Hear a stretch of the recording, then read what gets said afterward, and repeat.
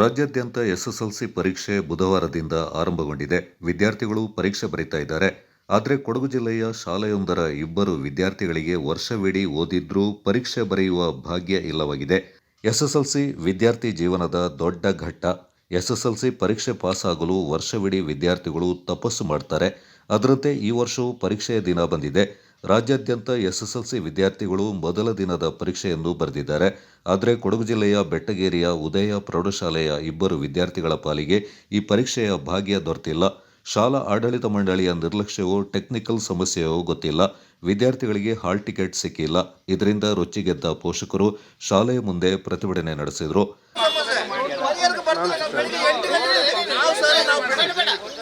ನಾವು ಬೆಳಿಗ್ಗೆ 8 ಗಂಟೆಯಿಂದ ಇದ್ದೀವಿ. ನಾವು ನನಗೆ ನ್ಯಾಯ ಕೊಡ್ಲಿ, ಎರಡು ಮಕ್ಕಳಿಗೆ ನ್ಯಾಯ ಸಿಗ್ಲಿ. ಕೊಡಿಸಾಗ ನೀವು ನ್ಯಾಯ ಕೊಡಿಸಾಗ ನೀವು ಇಲಾಖೆ ಸರ್ ಕಾನೂನು ಹೋರಾಟ ಬೆಳಿಗ್ಗೆ 7:30 ಗಂಟೆಯಿಂದ ನಾವು ಬರುತ್ತೆ.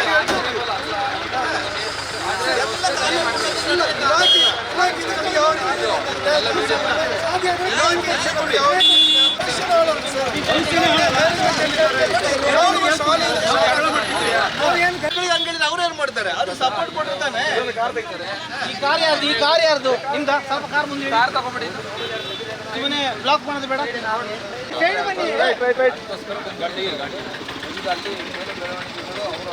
ಸ್ವಲ್ಪ ಕಡೆ ಕಾರ್ ತೆಗಿ. ಏನು ಕೊಟ್ಟಿದ್ದಾರೆ? ಅವ್ರು ಬರ್ಲಿ, ನಮ್ಮ ಮಕ್ಕಳು ಅವ್ರ ಮಕ್ಕಳು ಅಂತ ಇಲ್ಲ. ಇವಾಗ ನೋಡಿ, ಅವರು ಶಾಲೆಗೆ ಹೋಗ್ಬಿಟ್ಟು ಏಕ್ದಮಿ. ಆದ್ರಿಂದ ನೀವು ನಮ್ಮ ಬಗ್ಗೆ ಏನು ಕಾನೂನು ಹೋರಾಟ, ನಾವು ಯಾವುದನ್ನು ಒಂದು ಹಲ್ಲೆ ಆಗಲಿ ಯಾವುದು ಇದಾಗಲಿ ಯಾವುದಕ್ಕೂ ಹೋಗೋದಿಲ್ಲ. ಇದಕ್ಕೆ ಸಂಬಂಧಪಟ್ಟ ಅಧಿಕಾರಿಗಳು ಎಲ್ಲಿವರೆಗೆ ಬರ್ತಾರೆ ನಾವು ಅಲ್ಲಿವರೆಗೆ ನಾವು ಇಲ್ಲಿ ಹೋರಾಟ ಮಾಡ್ತೀವಿ. ನೀವು ಅಷ್ಟೇ ಮ್ಯಾನೇಜ್ಮೆಂಟ್ ಕಳಿಸಿ, ಇದರ ಅಧ್ಯಕ್ಷರನ್ನು ಕಳಿಸಿ, ಇದರ ಅಡ್ಮಿನಿಸ್ಟ್ರೇಷನ್ ಕಳಿಸಿ, ಶಿಕ್ಷಣ ಇಲಾಖೆಯವ್ರನ್ನ ಕಳಿಸಿ. ರಸ್ತೆ ತಡೆ ಸರ್ ನೀವು ಬಂದು ಎಷ್ಟು ಟೈಮ್ ಆಯ್ತು? ಸರ್ ನಾ ಕೇಳಿದ್ರೆ ನೀವು ಬಂದ್ಬಿಟ್ಟು ಎಷ್ಟು ಟೈಮ್ ಆಯ್ತು? ನಾವೇನಾದ್ರೂ ಮಾಡಿದೀವಾ? ನೀವು ಮಾಹಿತಿ ಮಾಡಿಲ್ಲ, ಇನ್ನು ಮಾಡಬೇಡಿ. ರಸ್ತೆ ತಡೆ ಮಾಡಬೇಡಿ. ನ್ಯಾಯ ಸಿಗ್ಬೇಕು. ಅಧಿಕಾರಿಗಳು ಬಂದ್ಬಿಟ್ಟು ನಮಗೆ ಕರೆಕ್ಟ್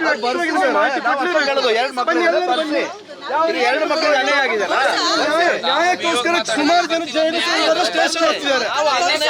ನೋಡಿ, ಶಿಕ್ಷಣಕ್ಕೋಸ್ಕರ ಒಂದು ಮಕ್ಕಳಿಗೋಸ್ಕರ ಜೈಲಿಗೆ ಹೋಗುದಾರೆ, ಜೈಲಿಗೆ ಹೋಗ್ಲಿಕ್ಕೂ ರೆಡಿ ಇದ್ದೀವಿ. ಯಾಕೆಂತ ಹೇಳಿದ್ರೆ ನಾವು ಒಂದು ಅನ್ಯಾಯ ಮಾಡಲಿಲ್ಲ, ಒಂದು ಶಾಲೆಗೆ ಯಾವುದೇ ಒಂದು ಡ್ಯಾಮೇಜ್ ಮಾಡಲಿಲ್ಲ.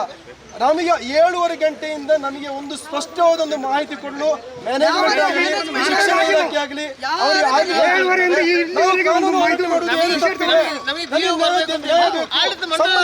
ಅಧಿಕಾರಿಗಳನ್ನು ಕಳಿಸಿ ಅಷ್ಟೇ. ವ್ಯಾಸಂಗ ಮಾಡಿದಂತಹ ಶಾಲೆ ನಮ್ಮ ಉದಯ ಪ್ರೌಢ ಶಾಲೆ ಅಂತ ಹೇಳ್ಬಿಟ್ಟು. ಸೊ ನಿನ್ನೆ ಏನಾಗಿದೆ ಅಂತ ಹೇಳಿದರೆ, ನನ್ನ ಮಕ್ಕಳು ಸಹ SSLC ಇವಾಗ ಎಕ್ಸಾಮಿಗೆ ಹೋಗಿದ್ದಾರೆ. ಸೊ ಇವತ್ತು ಬೆಳಿಗ್ಗೆ ನಮಗೆ ಸಿಕ್ಕಿದ ಮಾಹಿತಿ ಪ್ರಕಾರ 2 ಮಕ್ಕಳಿಗೆ ಹಾಲ್ ಟಿಕೆಟ್ ಸಿಗಲಿಲ್ಲ. ಸೊ ಇಲ್ಲಿ ಕಾರಣವನ್ನು ಬಯಸುವಾಗ ಸ್ಪಷ್ಟವಾಗಿ ಮಾಹಿತಿನೂ ನಮಗೆ ಸಿಗಲಿಲ್ಲ.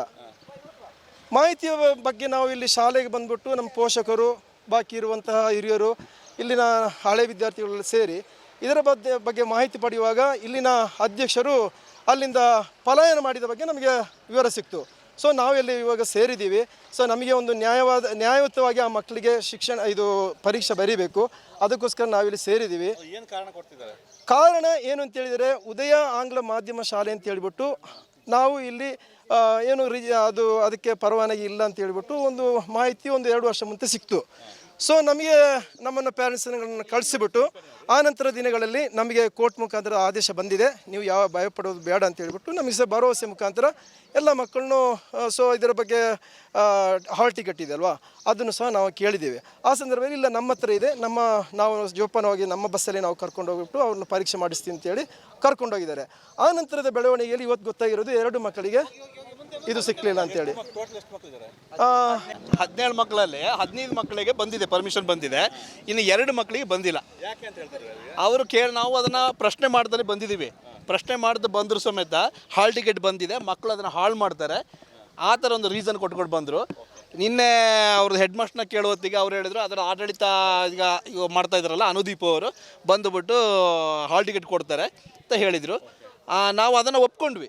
ಅವರು ಒಂದು ನಡೆಸ್ತಾ ಇದ್ದಾರೆ, ಸ್ಕೂಲ್ ನಡೆಸ್ತಾ ಇದ್ದಾರೆ, ಏನು ಕೊಡ್ಬೋದು ಅಂತ ಹೇಳಿಬಿಟ್ಟು. ಅವರು ಸಾಯಂಕಾಲ ತನಕ ಬಂದಿಲ್ಲ.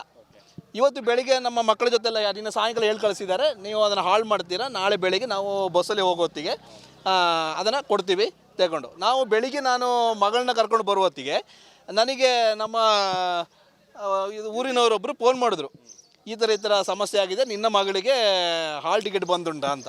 ಅದನ್ನು ನಾನು ಹೇಳಿದೆ, ನನಗೆ ಹಾಲ್ ಟಿಕೆಟ್ ಸಿಕ್ಕಿಲ್ಲ, ಸ್ಕೂಲ್ ಇವತ್ತು ಬೆಳಿಗ್ಗೆ ಕೊಡ್ತಾರೆ ಅಂತ ಹೇಳ್ಬಿಟ್ಟು ನಾನು ಹೇಳಿದೆ. ಇಲ್ಲಿ ಬಂದು ನೋಡೋತ್ತಿಗೆ ಪರಿಸ್ಥಿತಿ ವಿಕೋಪಕ್ಕೆ ಹೋಗಿದೆ. 15 ಮಕ್ಕಳಿಗೆ ಬಂದಿದೆ, ಇನ್ನು 2 ಮಕ್ಕಳಿಗೆ ಬಂದಿಲ್ಲ. ಇವತ್ತು ಬೆಳಿಗ್ಗೆ ಎಲ್ಲ ಮಕ್ಕಳಿಗೆ ಇವತ್ತು ಬೆಳಿಗ್ಗೆ ಅದು ನಾನು ಬಲಾತ್ಕಾರದಲ್ಲಿ ಒಂದು ಫೋಟೋನೂ ತೊಗೊಂಡಿದ್ದೀನಿ, ನನ್ನ ಮಗಳದನ್ನು ತೊಗೊಂಡಿದ್ದೀನಿ. ಬಾಕಿ ಈ 2 ಮಕ್ಕಳಿಗೆ ಸಿಕ್ಕಿಲ್ಲ. 1 ವಾರಕ್ಕೆ ಮುಂಚೆ ಬರಬೇಕಿತ್ತು. ಅವ್ರು ಹೇಳಿದ್ರು ಬೆಳಗ್ಗೆ ಕೊಡ್ತೀನಿ ಅಂತ ಹೇಳಿದ್ರು. ನಿನ್ನೆ ಸ್ಕೂಲಿಂದ ನೋಡ್ತಿದ್ದೀನಿ 15 ಮಕ್ಕಳಿಗೆ ಸಿಕ್ಕಿದೆ, ನಮಗೆ ಇಬ್ಬರಿಗೆ ಮಾತ್ರ ಸಿಕ್ಕಿಲ್ಲ. ವೆಬ್ಸೈಟಲ್ಲಿ ಹೊಡೆದು ನೋಡುವಾಗ ನಮಗೆ TC ಕೊಟ್ಟಿದೆ ಅಂತ ಹೇಳಿದ್ದಾರೆ. ಮತ್ತು ಅವನಿಗೆ ಎಂಥೋ ಪ್ರಾಬ್ಲಮ್ ಇದೆ ಅಂತ ಹೇಳಿದ್ರು, ಅಟೆಂಡೆನ್ಸ್ ಶಾರ್ಟೇಜ್ ಇದೆ. ಇಲ್ಲ ಬೇರೆ 15 ದಿವಸ ರಜೆ ಆಗಿದ್ದು ಅದಲ್ಲಿ ಬರ್ತಿದೆ 75% ಅಟೆಂಡೆನ್ಸ್ ಇಲ್ಲ ಅಂತ ಬರ್ತಿದೆ ನಂಬರಲ್ಲಿ.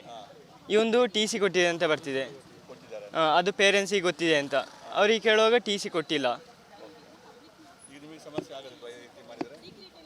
ಯಾವುದು ಅವ್ರು ಹೇಳಿಲ್ಲ. ನೆನ್ನೆ ಸಾಯಂಕಾಲ 7 ಫೋನ್ ಮಾಡಿಬಿಟ್ಟು ಕರೆಸಿದ್ದು ಪೇರೆಂಟ್ಸನ್ನು. ಇವ್ರದ್ದು ಬರ್ತಿಲ್ಲ, ಏನು ಮಾಡೋದು, ಇನ್ನು ಸೋಮವಾರದ ಎಕ್ಸಾಮೇ ಬರ್ಸ್ಬೇಕು ಕಾಣಿಸುತ್ತೆ, ಈ ಎಕ್ಸಾಮ್ ಬರೆಯೋಕ್ಕಾಗಲ್ಲ ಅಂತ. ಇನ್ನೊಂದು ಎಕ್ಸಾಮ್ ಈಗ ಏಪ್ರಿಲಲ್ಲಿ ಬರೆದ್ರೆ ಫೇಲ್ ಅಂತ ಬರ್ತದೆ ಈಗ ಕನ್ನಡ, ಏನು ಮಾಡೋದು?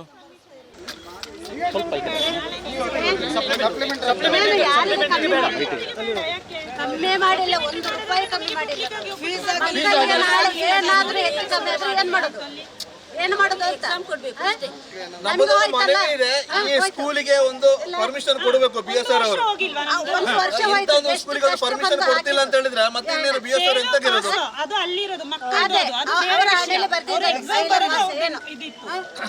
ಏನಾದ್ರೂ ಹೆಚ್ಚು ಕಮ್ಮಿ ಆದ್ರೆ ಏನು ಮಾಡೋದು? ಸ್ಕೂಲ್ ಫೀಸ್ ಆಗಿಲ್ಲ, ವ್ಯಾನ್ ಫೀಸ್ ಆಗಿಲ್ಲ, ಮಾಡೋದು ಬಾಕಿ ಉಂಟು.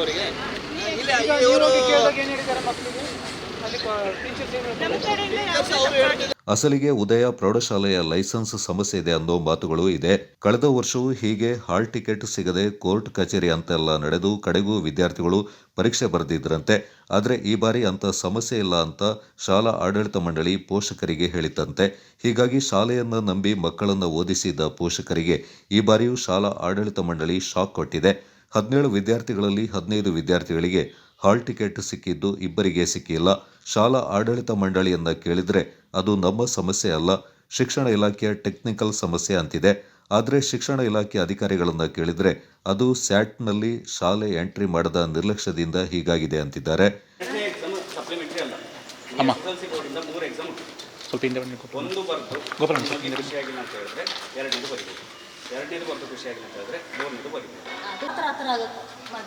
ಇವರಿಗೆ ಆಗುದಿಲ್ಲ ಸರ್,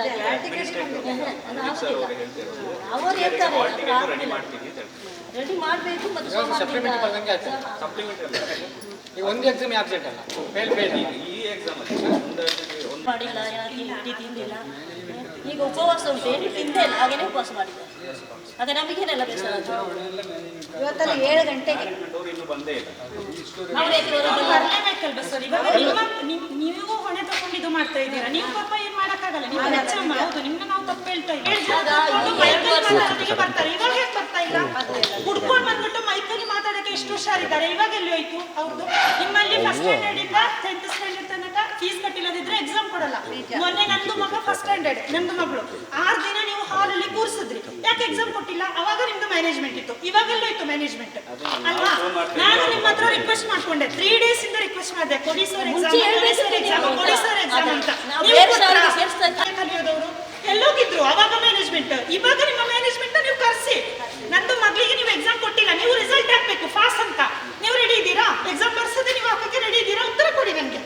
ನಂದು ಅಲ್ಲಿ ಫಸ್ಟ್ ಸ್ಟ್ಯಾಂಡರ್ಡ್ ಇರಲಿ, ನನ್ನ ಮಗನು 10th ಅಲ್ಲಿ ಓದ್ತಾ ಇದ್ದಾನೆ, ಅದು ಬೇರೆ ವಿಷಯ. ಇವತ್ತು ಹಾಲ್ ಟಿಕೆಟ್ ಇಶ್ಯೂ ಆಗಿದೆ, ಎಕ್ಸಾಮ್ ಬರೀತಾರೋ ಇಲ್ಲೋ ನನಗೆ ಗೊತ್ತಿಲ್ಲ, ಅದು ಬೇರೆ ವಿಷಯ. ಆಗ ಫಸ್ಟ್ ಸ್ಟ್ಯಾಂಡರ್ಡ್ ಅಲ್ಲಿ ಕೂರುವ ಮಗಳನ್ನ ನೀವು 6 ದಿನ ಎಕ್ಸಾಮ್ ಹಾಲ್ ಒಳಗಡೆ ಬೇರೆ ಮಕ್ಕಳು ಎಲ್ಲರೂ ಎಕ್ಸಾಮ್ ಬರೆಯೋತ್ತಿಗೆ ನಂದು ಮಗಳಿಗೆ ನೀವು ಎಕ್ಸಾಮ್ ಕೊಟ್ಟಿಲ್ಲ. ಅಲ್ವಾ? ನಾನು ನಿಮ್ಮ ಹತ್ರ 3 ಡೇಸಿಂದ ರಿಕ್ವೆಸ್ಟ್ ಮಾಡಿದೆ, ಸರ್ ಕೊಡಿ, ನಾನು ಫೀಸ್ ಪೇ ಮಾಡ್ತೀನಿ, ಸ್ವಲ್ಪ ಪ್ರಾಬ್ಲಮಲ್ಲಿ ಇದ್ದೀನಿ, ಟಿ ಸಿ ತೆಗಿತಾ ಇದ್ದೀನಿ, ಅದ್ರ ಒಳಗಡೆ ನಿಮ್ಮದು ಫೀಸ್ ಪೇ ಮಾಡ್ತೀನಿ ಅಂತ ಹೇಳಿದೆ. ನೀವು ಕೊಟ್ಟರೆ ಎಕ್ಸಾಮ? ಸರ್ ಅವ್ರದ್ದು ಸ್ಯಾಟ್ಸ್ ಅಂತಿದೆ, ಸ್ಟೂಡೆಂಟ್ಸ್ ಅಚೀವ್ಮೆಂಟ್ ಟ್ರ್ಯಾಕಿಂಗ್ ಸಿಸ್ಟಮ್ ಅಂತ, ಅದೊಂದು ಎಲ್ಲ ಮಕ್ಕಳಿಗೂ ಇರುತ್ತೆ. ಸೊ ಅದರಲ್ಲಿ ಏನಾಗಿದೆ ಅಂತ ಹೇಳಿದ್ರೆ, ಒಂದು ಮಗುವುದು ಬ್ಲಾಕ್ಡ್ ಬೈ BO ಅಂತ ಬಂದಿದೆ, ರಿಜೆಕ್ಟೆಡ್ ಬೈ BO ಅಂತ. ಸೊ ಅದೊಂದು ಆಗಿದೆ. BOನ ಕೇಳಿದಾಗ ಅಲ್ಲಿ ಹೇಳ್ತಾರೆ ಅವ್ರ ಲಾಗಿನಲ್ಲಿ ಬಂದಿಲ್ಲ ಅಂತ. ಸೊ ಇದು ಟೆಕ್ನಿಕಲ್ ಇಶ್ಯೂ ಆಗಿದೆ ಸರ್. BO ಅವರು ಹೇಳ್ತಾರೆ ಅವ್ರ ಲಾಗಿನಿಗೆ ಬಂದರೆ ನಾವು ಮಾಡಿಸ್ಬೋದು ಅಂತ ಹೇಳ್ತಿದ್ದಾರೆ. ಇನ್ನೊಂದು ಮಗುದು TC ಇಶ್ಯೂ ಅಂತ ಬಂದಿದೆ. ನಾವು ಓದ್ತಿರೋ ಮಕ್ಕಳಿಗೆ TC ಇಶ್ಯೂ ಮಾಡೋದೇ ಇಲ್ಲ. ಸೊ ಅದು ಯಾಕೆ ಆಗಿದ್ದು ಅಂತ ಗೊತ್ತಿಲ್ಲ. ಅದು ಟೆಕ್ನಿಕ್ ಇಶ್ಯೂನೇ ಆಗಿದೆ. ಇದು ಯಾವಾಗ ಗೊತ್ತಾಗಿದೆ ಸರ್ ನಿಮಗೆ? ನಮಗೆ ನಿನ್ನೆ ಗೊತ್ತಾಗಿದ್ದು ಸರ್. ಹಾಲ್ ಟಿಕೆಟ್ ಕೊಡಲಿಕ್ಕೆ ಇಷ್ಟು ದಿವಸ ಫಸ್ಟೇ ಕೊಡ್ತಾರಲ್ಲ? ಅಲ್ಲ, ಅವ್ರದ್ದು ಬಂದಿಲ್ಲ ಸರ್. ಈಗ ಆರ್ಡ್ರ್ ಆಗಿದ್ದು ಮೊನ್ನೆ, ಕೋರ್ಟ್ ಆರ್ಡ್ರ್ ಮೊನ್ನೆ. ಸೊ ಎಲ್ಲ ಮಕ್ಕಳದ್ದಾಗಿದೆ, ಇವರಿಬ್ರದ್ದು ಬಂದಿಲ್ಲ. ಕೋರ್ಟಿಗೆ ಅಂದರೆ ಈ ಮಕ್ಕಳಿಗೆ ಎಕ್ಸಾಮ್ ಬರ್ಸ್ಲಿಕ್ಕೋಸ್ಕರ, ಅಂದರೆ SSLC ಎಕ್ಸಾಮ್ ಬರ್ಸ್ಲಿಕ್ಕೋಸ್ಕರ ಕೋರ್ಟಿಗೆ ರಿಕ್ವೆಸ್ಟ್ ಮಾಡಿದ್ವಿ. ಕೋರ್ಟ್ ಆರ್ಡ್ರ್ ಕೂಡ ಎಲ್ಲ ಮಕ್ಕಳಿಗೂ ಎಕ್ಸಾಮ್ ಕೊಡಬೇಕು ಅಂತ ಇದೆ. ಉದಯ ಎಜುಕೇಷನ್ ಸೊಸೈಟಿ ಅಂಡರಲ್ಲಿ ಬರೋ ಎಲ್ಲ ಮಕ್ಕಳಿಗೂ ಕೂಡ ಎಕ್ಸಾಮ್ಸ್ ಬರೆಯೋಕ್ಕೆ ಯಾವುದೇ ತೊಂದರೆ ಮಾಡಬಾರ್ದು ಅಂತ ಈ ಕಾಪಿ BOಗೂ ಹೋಗಿದೆ, ಸ್ಟೇಟ್ ಬೋರ್ಡ್ ಕಮಿಷನರ್ಗೂ ಹೋಗಿದೆ, ಡೈರೆಕ್ಟ್ರಿಗೂ ಹೋಗಿದೆ, DDP ಅವ್ರಿಗೂ ಹೋಗಿದೆ. ಒಟ್ನಲ್ಲಿ ಅದೇನೇ ಆಗಲಿ, ಶಾಲೆಯ ಆಡಳಿತ ಮಂಡಳಿಯ ನಿರ್ಲಕ್ಷ್ಯವೋ ಅಥವಾ ಇಲಾಖೆಯ ಟೆಕ್ನಿಕಲ್ ಸಮಸ್ಯೆಯೋ ಗೊತ್ತಿಲ್ಲ, ಇಬ್ಬರು ವಿದ್ಯಾರ್ಥಿಗಳಿಗಂತೂ SSLC ಪರೀಕ್ಷೆ ಬರೆಯದ ಪರಿಸ್ಥಿತಿ ನಿರ್ಮಾಣಗೊಂಡಿದೆ. ಸದ್ಯ ಸಮಸ್ಯೆಯ ಬಗ್ಗೆ ಶಿಕ್ಷಣ ಇಲಾಖೆಯ ಹಿರಿಯ ಅಧಿಕಾರಿಗಳ ಗಮನಕ್ಕೆ ತಂದಿದ್ದು, ಸಮಸ್ಯೆ ಬಗೆಹರಿದು ಇಬ್ಬರು ವಿದ್ಯಾರ್ಥಿಗಳು ಪರೀಕ್ಷೆ ಬರೆಯುವಂತಾಗಲಿ ಅನ್ನೋದು ನಮ್ಮ ಆಶಯ ಕೂಡ. ನಡೀತಾ ಇದ್ದು 9 ಮತ್ತು 10ನೇ ತರಗತಿ ವಿದ್ಯಾರ್ಥಿಗಳು ಇಲ್ಲಿ ಪರೀಕ್ಷೆಗೆ ಕಳೆದ ವರ್ಷ ಮತ್ತು ಈ ವರ್ಷ ಕೋರ್ಟ್ ಮೂಲಕ ಅವರು ಪರೀಕ್ಷೆಯನ್ನು ಬರೀಲಿಕ್ಕೆ ಕೋರ್ಟು ಏನು ಆದೇಶ ಕೊಟ್ಟಿದೆ ಅದರ ಪ್ರಕಾರ ವ್ಯವಸ್ಥೆ ಮಾಡಿ ಕೊಟ್ಟಿದ್ದೀವಿ. ಶಾಲೆಯವರು ಸ್ಯಾಟ್ಸಲ್ಲಿ ಮಕ್ಕಳಿಲ್ಲದ ಕಾರಣ ಸ್ಯಾಟ್ಸ್ ಇರಲಿಲ್ಲ ಸ್ಕೂಲಿಗೆ. ಕನ್ನಡ ಮಾಧ್ಯಮ ಶಾಲೆಯಲ್ಲಿ ಸ್ಯಾಟ್ಸ್ ಇತ್ತು. ಆ ಸ್ಯಾಟ್ಸ್ಗೆ ಎಂಟ್ರಿ ಮಾಡಿಕೊಂಡು 5 ಮಕ್ಕಳನ್ನು ಅಲ್ಲಿ ನಮಗೆ ಕಳಿಸಿದ್ರು. ಅದನ್ನು ನಾವು ಅಪ್ರೂವಲ್ ಮಾಡಿ ಕಳಿಸಿದ್ದು. ಇನ್ನು ಉಳಿದಂತೆ 10 ಮಕ್ಕಳಿದೆ ಅಂತೇಳಿ ನಿನ್ನೆ ಸಾಯಂಕಾಲ 4:45 ಗಂಟೆಗೆ, ಈ ಹಿಂದೆ ಬರದೇ ಇದ್ದಂಥ ಮಕ್ಕಳ ಸಂಖ್ಯೆ ನಿನ್ನೆ 4:45 ಗಂಟೆಗೆ ನನ್ನ ಲಾಗಿನ್ಗೆ ಬಂತು. ನಾನು ನಮ್ಮ ಮೇಲಾಧಿಕಾರಿಗಳನ್ನ ಕನ್ಸಲ್ಟ್ ಮಾಡಿ ಈ ಎಲ್ಲ ಮಕ್ಕಳು ಪರೀಕ್ಷೆ ಕೊಡಬೇಕು ಅಂತೇಳಿ ಅವ್ರಿಗೆ ರಿಕ್ವೆಸ್ಟ್ ಮಾಡಿದಾಗ, ನನ್ನ ಸ್ಯಾಟ್ಸಲ್ಲಿರೋ ಮಾಹಿತಿನ ಪ್ರಿಂಟ್ ತೆಗೆದು ನಮಗೊಂದು ಕಾಪಿ ಕೊಡಿ ಅಂತ ಹೇಳಿದ್ರು. ಇದು 10 ಮಕ್ಕಳದು 15 ಮಕ್ಕಳದು ಮಾಹಿತಿ ಇದೆ. ಶಾಲೆಯವರು ಹೇಳ್ತಾ ಇದ್ದಾರೆ 17 ಮಕ್ಕಳು ಅಂತೇಳಿ. ಅದರಲ್ಲಿ 1-2 ಮಕ್ಕಳದು ಈ ಮಾಹಿತಿನ ಶಾಲೆಯವರು ಎಂಟ್ರಿ ಮಾಡಿಲ್ಲ. ಸೊ ಆ ಮಕ್ಕಳು ಅಲ್ಲಿ ಇಲ್ಲ ಅಂತ ಆಗುತ್ತೆ ಆಗ. ಸೊ ಅದರ ನಂತರ ನಾನೇನು ಮಾಡಿದ್ದೀನಿ, 15 ಮಕ್ಕಳಿಗೂ ಕೂಡ ಪ್ರಶ್ನೆ ಪತ್ರಿಕೆ ಕೊಡಲಿಕ್ಕೆ ಸ್ವಲ್ಪ ತೊಂದರೆ ಆಗುತ್ತೆ ಅಂತೇಳಿ 4 ಸೆಂಟ್ರ್ಗಳಿಗೆ ನಾವು ಕೇಳ್ಕೊಂಡಿದ್ದು. 15 ಮಕ್ಕಳಿಗೆ 4 ಸೆಂಟ್ರಿಗೆ ಪರೀಕ್ಷೆ ಬರೀಲಿಕ್ಕೆ ಅವಕಾಶ ಮಾಡಿಕೊಟ್ಟಿದ್ದಾರೆ. ಇನ್ನು 2 ಮಕ್ಕಳಿಗೆ ಪರೀಕ್ಷೆ ಬರೀಲಿಕ್ಕೆ ಅವರು ಸ್ಕೂಲವರೇ ಎಂಟ್ರಿ ಮಾಡದೇ ಇರೋದ್ರಿಂದ ನಮ್ಮ ಲಾಗಿನ್ಗೆ ಬಂದಿಲ್ಲ. ಈ ವಿಷಯವನ್ನು ನಾನು ಮೇಲಾಧಿಕಾರಿಗಳಿಗೆ ಪತ್ರ ಬರೆದು ಅಗತ್ಯ ಕ್ರಮ ಏನು ಬೇಕೋ ಇಲಾಖೆಯಿಂದ ಅದನ್ನು ಮಾಡಿಸ್ಲಿಕ್ಕೆ ಕ್ರಮ ಮಾಡ್ತೀನಿ. Thank you sir. ಬೇರೆ ತಗೊಳ್ತಾರೆ, ನೀವು ಬೇಸರ ಮಾಡಬೇಡ. ಮೇಲೆ ಒಂದು ಚಾನ್ಸ್ ಇದೆ, ಬೇಸರ ಮಾಡಬೇಡಿ. ಅವರು BO ಹೇಳಿದ್ರಲ್ಲ ಏನಾದರೂ ಒಂದು ಮಾಡ್ತೀವಿ ಅಂತ, ಮಾಡ್ತಾರೆ. ಕ್ಯಾಮರಾಮನ್ ಚಿತನ್ ಕೌಂಡಿನ್ಯ ಜೊತೆ ಲೋಹಿತ್ ಮಾಗಲುಮನೆ, ಕೊಡಗು ಚಾನಲ್, ಮಡಿಕೇರಿ.